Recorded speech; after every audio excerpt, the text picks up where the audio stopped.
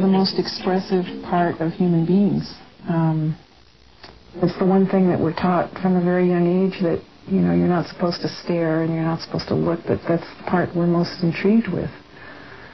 So I think that's what's intriguing about masks, is that you can look at them more closely.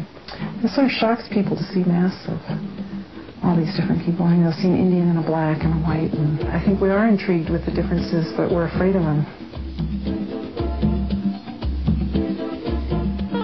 People have to play roles, and they have to pretend to be what people expect from them. We hold back tears, we hold back anger, and we smile when we're really, really pissed off, you know. And we learn to do that because of how people reacted to us.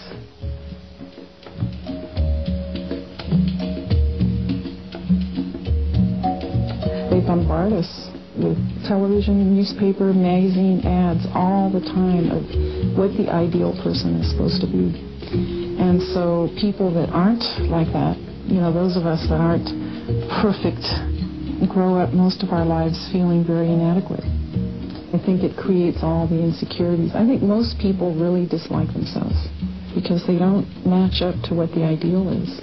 And so they're always getting facelifts, or they're wearing makeup, and I mean all these things to make you look different than you are.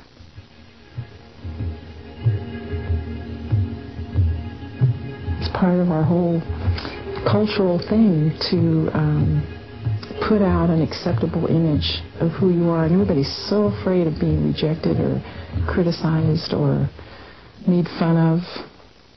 There's kind of an unhealthy attitude about that, and it's just part of people being afraid to be involved, being afraid to being opened up and exposed. And I think our culture is very alienating, and I think that we're running away from each other. So all those things are playing into how somebody reacts to your work. And if your work, like a lot of mine, is too heavily political or speaks to issues that are problems of our society, then people kind of back away from it.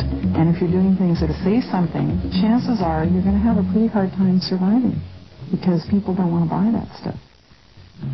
And the people that it may be even directed at are the ones that are going to reject it. And they're the ones that have the money to buy it. You know, somebody's not going to pay $50,000 for a painting that talks about homelessness and things and hang it in their, you know, plush $300,000 apartment.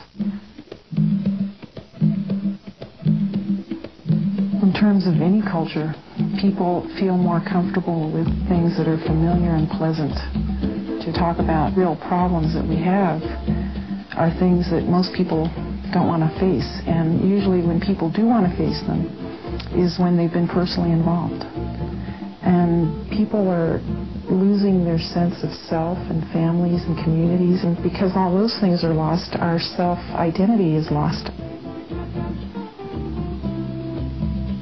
I think we need to start celebrating all the differences and coming together and dealing with things like poverty and healthcare and spending more money on people. I think in my art, I attempt to sort of jab people. You know, people accuse me of that, and I say, yeah, that's right. But somehow when you see it visually in a piece of artwork, it does something different than words or than hearing somebody say something to you. There's nothing more powerful than art, because it's the thing that's going to mobilize people and affect them. What a privilege to be able to paint something on the side of a building that thousands of people are going to drive by and see, you know. That's the ultimate high. And that's why I like public art, because if you can affect people, then that's the best reward that you can get.